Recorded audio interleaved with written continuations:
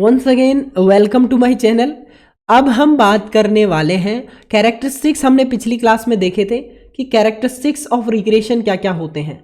अब हम आगे बढ़ाते हैं हमारी क्लास को और हम जानते हैं इंपॉर्टेंस ऑफ रिग्रेशन के बारे में कि रिग्रेशन के क्या क्या इंपॉर्टेंस हैं।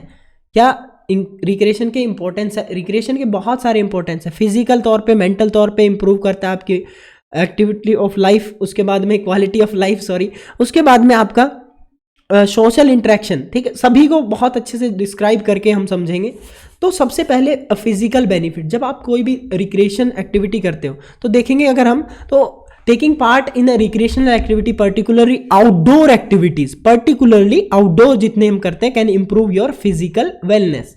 तो फिजिकल में आपकी बहुत सारी एबिलिटीज आ जाती हैं, जैसे कि आपकी ABC यानी कि एजिलिटी, बैलेंस, कोऑर्डिनेशन, ये आप खेलते वक्त जब आ जाते हैं। और आपका PRS power, reaction time, speed, तो ये सारी आपकी sports related, skill related fitness component भी इनको बोलते हैं ABC PRS। ठीक है, A मतलब agility, balance, coordination, power, reaction time and speed, ये आपके कुछ कैरेक्टरिस्टिक्स। और अगर हम बात करें इन सभी एबिलिटीज़ को बढ़ाने के लिए आपके आउटडोर एक्टिविटीज़ बहुत ज़्यादा हेल्प करती हैं। अगर हम 2005 की California state of park report की बात करें तो इसमें हाईलाइट किया गया है आउटडोर एक्टिविटीज़ यानी कि आउटडोर रिक्रिएशन की अगर हम बात करें, outdoor recreation provide an excellent opportunity to increase exercise. तो एक्सरसाइज जब आप करते हैं तो वो अलग अलग तरीके से हो सकती है। तो एक्सरसाइज को बढ़ाने के लिए आउटडोर एक्टिविटीज का बहुत ज़्यादा बड़ा रोल है।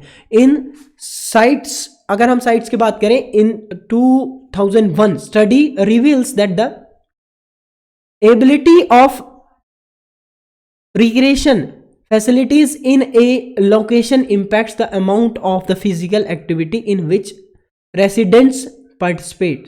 तो सबसे पहली चीज तो यहां पर बात हो रही है आपकी फिजिकल एक्टिविटी की। तो फिजिकल बेनिफिट हर तरीके से यहाँ पर हमको मिलता है, आपको ज़्यादा बताने की ज़रूरत नहीं है, पिछली क्लासेस में मैंने सब कुछ ऑलरेडी बता रखा है।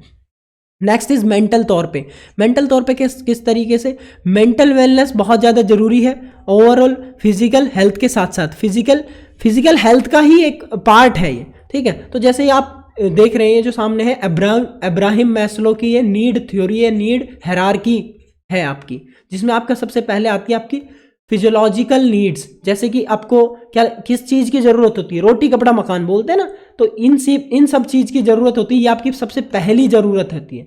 दूसरी ज़रूरत आपकी क्या होती है, वो आती है सेफ्टी नीड्स, जैसे कि ये हम पढ़ेंगे पूरा आपका साइकोलॉजी में पढ़ेंगे, उसमें आपकी सिक्योरिटी, ठीक है, ये सब चीज़ आती हैं। तीसरे नंबर पे आपका आता है लव और बिलोंगिंग्स, जितने आपके फ्रेंडशिप है, फैमिली है, ये सब चीज़।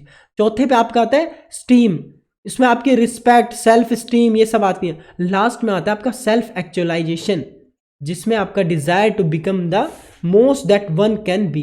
ठीक है, तो ये आपके सबसे हाईएस्ट होता है। इसको अचीव करने के लिए मेंटल हेल्थ की बहुत ज़्यादा ज़रूरत होती है, यानी कि मेंटल तौर पे आपको सबसे मेंटली इंप्रूव करने के लिए आपको ऐसा टाइम जरूर रखना पड़ेगा जिसमें आपका माइंड रिलैक्स हो। तो रिक्रिएशन एक्टिविटीज़ उसके लिए बहुत ज़्यादा इंपॉर्टेंट है। Next is improving the quality of life. अब क्वालिटी ऑफ लाइफ कैसे करती है आपको पता है, कोई भी आप क्या कर रहे हैं, कोई भी चीज़ ऐसी जो आपको सेटिस्फाई करती है तो आपका माइंड भी रिलैक्स होता है। आपका क्या करता है, कोई इंसान अगर 50 साल जी रहा है तो वो 60 साल जिएगा अगर वो खुश रहेगा तो खुश रखने में बहुत ज़्यादा मदद करती है। तो ऐसी एक्टिविटीज़ जो आपकी सूदिंग यानी कि सुखदायक है, जो आपको सुख प्रदान करती हैं, आपको बहुत अच्छे तरीके से क्या करती हैं, काम रखने में मदद करती है। कीप कूल एंड काम, ठीक है, मतलब काम रखने में मदद करती है। मेंटल प्रोसेस को, आपके जितने भी नेगेटिव इमोशंस हैं, जैसे कि आपको एंजाइटी होती है, एंगर होता है, एग्रेशन होता है, ठीक है, ये आपको ज़रूरी भी है लेकिन ये ज़रूरत से ज़्यादा आपको हमेशा नुकसान देते हैं। ये इनकी स्पोर्ट्स पर्सन को बहुत ज़्यादा ज़रूरत होती है।